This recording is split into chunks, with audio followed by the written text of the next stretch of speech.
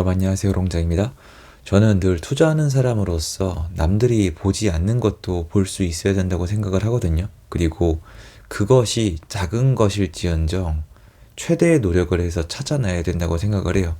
그리고 그 작은 것들 중에 하나가 연속성이 있어서 계속 커지면은 시장에 큰 임팩트를 주게 되고 그 과정에서 제가 수익을 올릴 수 있다는 경험을 했었어요. 제가 이번 정규 강의 20기 준비하면서 그런 것들을 찾아내기 위해서 노력을 하고 있는데, 여러분들이 지금 언론이나 컨텐츠에서 보시는 내용이 아니라 정작 어디에도 집중을 해야 되는지, 그리고 과연 이것들이 지금 어떻게 움직이고 있는지에 대해서 좀 간단히 브리핑을 해드리고자 영상을 켰습니다. 정규 강의 20기는 접수 기간이고요. 접수 기간에 데드라인이 있으니까 필요하신 분들은 아래 링크를 통해서 확인을 부탁드리겠습니다. 일단 전세자금 대출에 대해서 정부가 개입을 시작을 했어요. 그리고 대출 자체도 좀 위축시키는 방향으로 가고 있고, 얼마나 급했으면은 은행한테 가상금리를 올려라. 네, 요거는 좀 제 의견을 좀 말씀드리고 싶은 게, 이 정치하시는 분들이 잘못했다라고 얘기하기엔 좀 애매하죠, 여러분. 왜냐면 국민들이 가만히 있잖아요. 가상금리를 올리라는 건 뭐냐면 은행한테 폭리를 취하라는 거예요. 너네가 국가에서, 한국은행에서 땡겨가는 돈 비해서 고객한테 금리를 더 받으라는 거라고요. 사실은 말이 안 되는 거예요. 그럼 국민들은 원래 난리가 나야 저랑 생각이 비슷한 거거든요. 야, 정부 니네가 뭔데 고객한테 돈을 더 받으라고 시키냐. 근데 그냥 다들 집값, 어디가 비싸네, 내가 집을 못 사네, 이 얘기가 모든 걸 덮어버리니까 정부가 과감하게 이걸 추진할 수가 있는 거고, 이럴 때일수록 국민은 국민 정서와 수준에 맞는 정치와 정치인을 만난다는 얘기가 저는 많이 떠오르는 것 같아요. 그리고 월세가 말도 못하게 올라가고 있거든요. 근데 이거는 계약 시점인 사람, 월세를 택한 사람만 알고 있고, 월세가 올라가 봤자 집주인은 세금이랑 이자 내다가 끝나게 생겼단 말이에요. 그러니까 이게 대다수가 느끼는 게 아니니까 가만히 있는데, 이게 퍼지면 월세는 다시 내려가는 게 되게 어려워요. 역사적으로, 세계적으로 그래요. 월세가 다시 내려가게 하려면은 집을 폭발적으로 새로 지어야 되는데, 이게 될 것 같잖아요. 말은 쉬우니까. 건설사가 안 지어요. 왜냐면 이게 수익률이 안 나오게 돼 있거든요. 월세가 그렇게 올라갔다는 건 뭐냐면요, 월세를 많이 선호한다는 거예요. 집을 사는 것보다 월세를 선호하는 사람이 많으면은 집을 공급을 못 해요. 요 중간에 절충안으로 전세가 존재했어요, 한국은. 그래서 요 시스템을 이용해서 부동산 시장이 여태까지 그럭저럭 잘 돌아갔거든요. 여기에 문제가 있다면 고쳐야 되겠죠.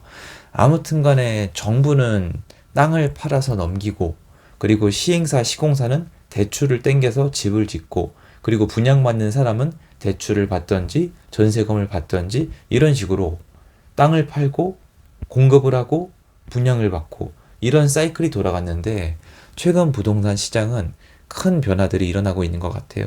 그래서 전세자금 대출을 이제 막기 시작하니까 굉장히 목소리가 강해지고 있어요. 맞다. 전세를 없애라. 전세자금 대출부터 없애라. 그게 문제의 원흉이다. 그러면 제가 많은 분들이 그렇게 좋아하시는 OECD 국가나 선진국 얘기 좀 해볼게요. 전세는요, 한국에밖에 없어요. 맞습니다. 전세가가 매매가 상승에 영향을 분명히 줍니다. 그리고 매매가 시장에 거품을 만들 수 있습니다. 근데 문제는 뭐냐면, 그러면 해외, 일본이나 미국이나 유럽의 선진국은 1. 전세가 있나요? 존재하지 않아요. 그러면 2. 전세가 없으니까 집값이 올라가지 않나요? 아니요. 올라갑니다. 그러면 여기가 올라가는 프로세스를 공부해 보면은 한국에 도입해서 살펴볼 수가 있겠죠. 제가 굳이 이 얘기를 왜 하느냐? 약 올라서 그래요. 얄밉게 들리시겠지만, 일본 뒤 따라간다고 지금 몇 년 동안 컨텐츠를 파신 분들이 일본 집값이 올라가니까 말을 안 해요. 다마신도시 어디 가셨어요? 비교할 걸 비교해야 되는 건데, 비교하면 안 될 건 비교하다가 정작 이제 비교할 게 다가오니까 비교를 안 하시잖아요. 지금 왜냐면 한국에서 이미 일어나고 있거든요. 직접 다녀보면요. 서울의 일부 지역들이에요. 전체는 아니에요. 일부 지역들에서 오피스텔이랑 빌라가 거래가 되기 시작했어요. 사실 꽤 됐습니다. 근데 그거는 저가 매수였고 요새는 오피스텔 뭐 아니면은 빌라, 도생 이게 거래가 왜 되기 시작했냐면은 여러분이 현장에 나가서 중개사님이랑 얘기를 해보면은 월세를 낼 바에는 매매를 한다라고 나오는 거예요. 근데 이게 어떤 거냐면 옛날에도 있던 거예요. 뭐냐면 월세를 이렇게 낼 바에는 전세로 살겠다요. 근데 이거랑 좀 다릅니다. 왜냐면은 월세를 낼 바에는 옛날에 얘기할 때는 이 월세가 굉장히 저렴했어요.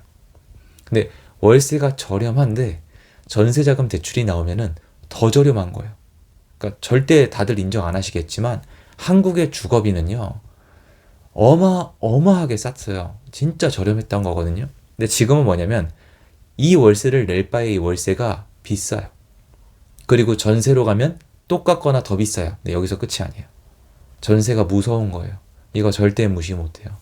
왜냐면 전세 사기 아직 안 끝났거든요. 터질 거 많이 남았고 어떠세요? 제가 기존의 영상에서 얘기했던 거, 조심스럽게 얘기했던 거 그런 유형의 사기들 다 나오고 있죠.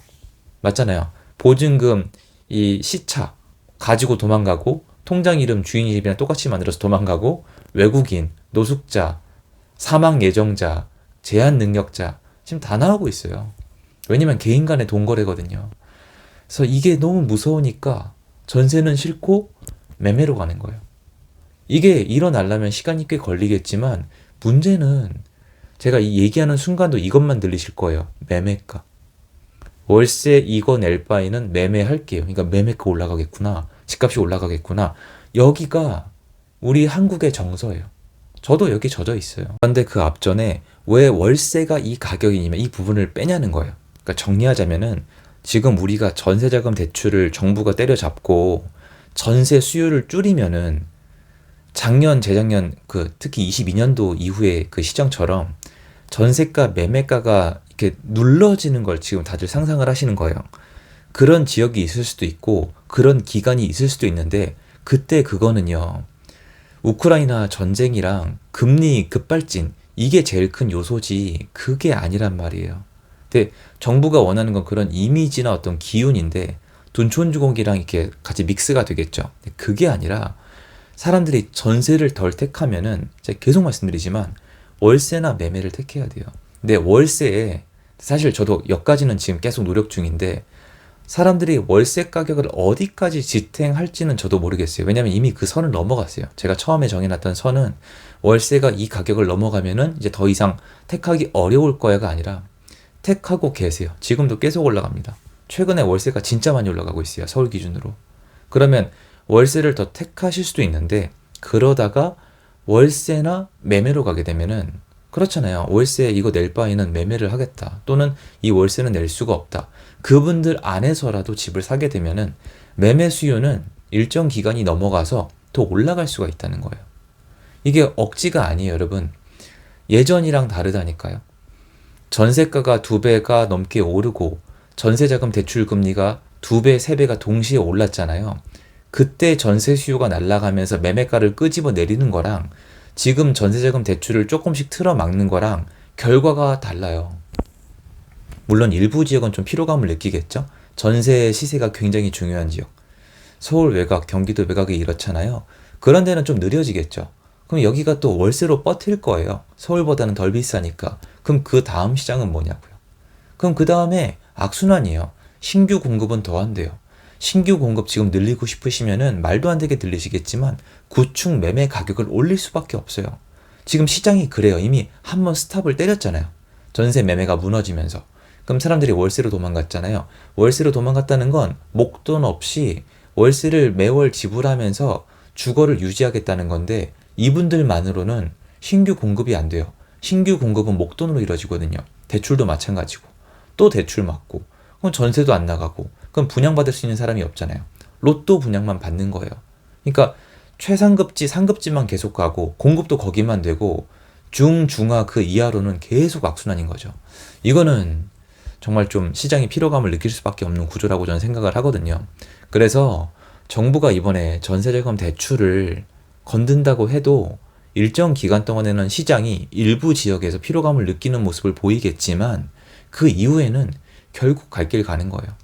정부에서 원하는 게 이번 임기까지만 그걸 버티는 게 목적인지 시장 자체를 좀 다른 성향으로 바꾸고 싶은 건지 모르겠지만 이렇게 되면은 결국 나중에 사람들이 나올 수 있는 거는 월세 매매밖에 없어요. 근데 월세는 이전 정권이랑 현재 정권 초기에 많이 써먹었어요. 물론 월세가 더 올라가고 더 오래 버틸 수도 있어요. 이건 제가 모르겠더라고요, 이제는.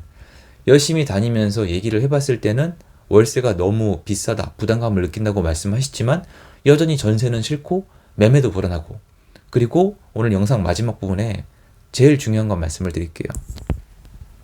사람들이 전세를 택하지 못하고 월세로 갈 때 월세일지 매매일지를 택하는 건요, 매매 시장의 분위기예요, 사실. 여러분이 월세를 열심히 내고 사는데 집주인 매매가가 올라간다고 생각해 보세요. 벼락거지라고 부르잖아요. 이건 너무 짜증나기 때문에 월세를 비싼 걸 낼 바에야 마침 내가 돈이 있고 대출이 나온다면 매매를 택하는 분들이 분명히 나올 거란 말이에요. 그거를 이제 어떻게 해야 되냐는 거죠. 근데 이분들을 중간에 흡수해 주는 게 전세예요.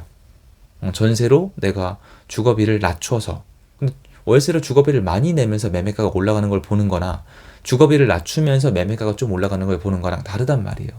전 시장이 마치 사람들이 전세자금 대출을 받고 전세를 없애면 다 해결될 것처럼 말씀하시는데 그건 예전 정권, 현 정권 초기 모습처럼 일정 기간 동안에 어떤 모습만 만들어낼 뿐이지 전체적으로 장기적으로 봤을 때 결국 시장에 더 불안감, 상승 압력을 키울 뿐이에요.